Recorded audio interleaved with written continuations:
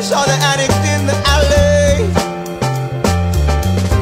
Outstretched fingers at my feet. Still spectacle politics. Alors nous allons quitter provisoirement l'univers marin pour accueillir Cécile de Guilbault, donc du groupe Renault, qui a été partenaire de la première heure avec le Renault véhicule électrique. Et vous êtes VP Corporate Real Estate et Facility Management dans le groupe de Renault.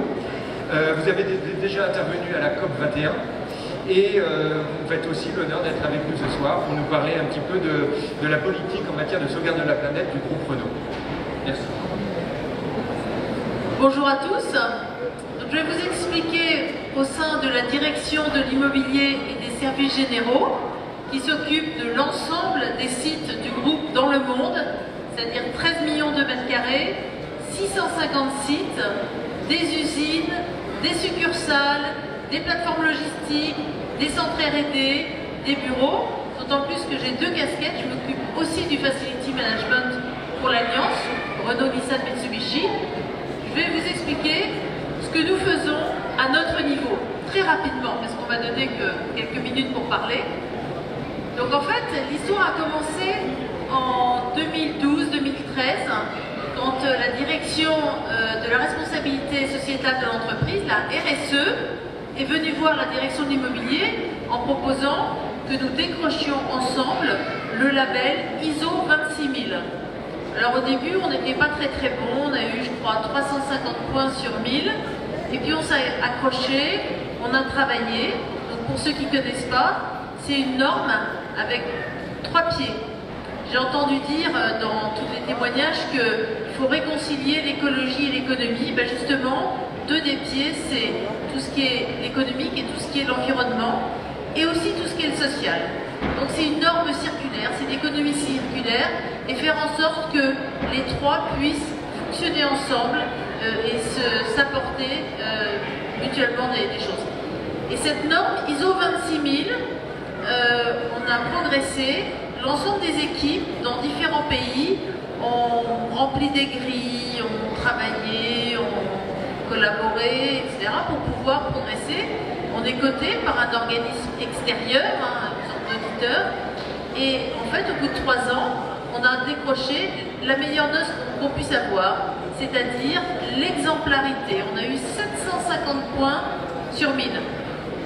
Et comme c'est objectivement un très gros pinceau, moi j'ai dit on va passer à autre chose parce que bon, remplir des grilles, et puis c'était beaucoup de travail avec une dominante administrative.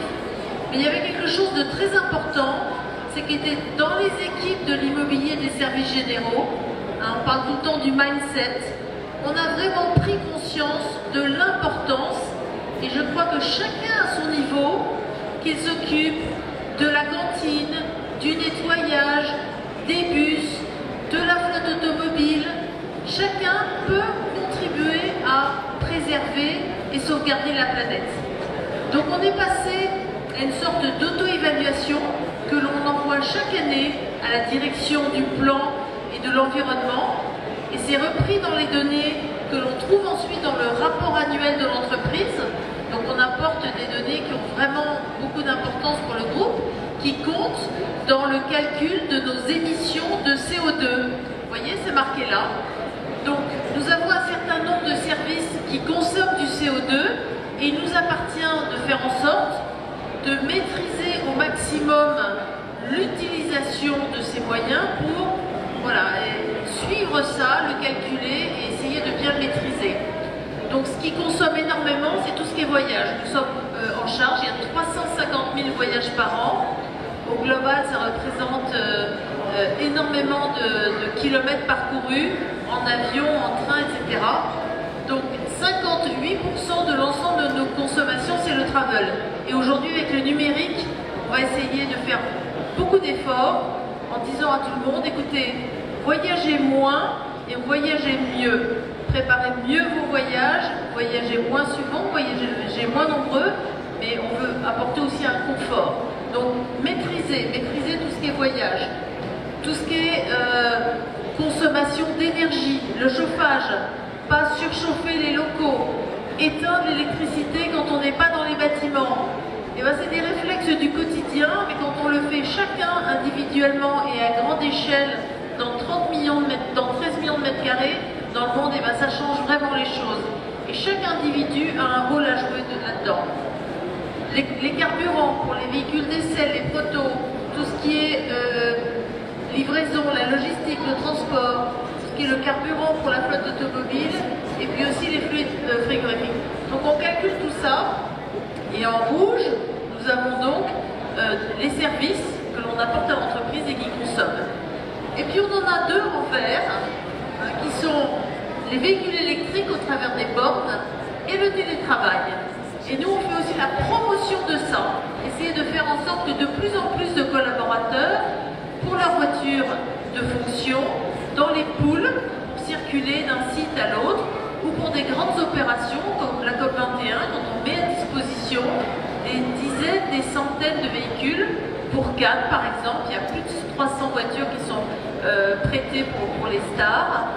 Eh bien, on fait en sorte de plus en plus de montrer à tout le monde les bénéfices en montrant tout simplement le fonctionnement et en familiarisant tout le monde à l'électrique. Et puis aussi le télétravail qui permet d'économiser énormément sur les trajets et donc de moins consommer. Donc voyez-nous, les équipes services généraux du groupe Renault, on est pleinement engagés dans ces démarches qui concernent toute l'entreprise d'économie d'énergie et d'économie de carburant et d'économie d'empreinte carbone pour nous tous. But you'll never see me cry.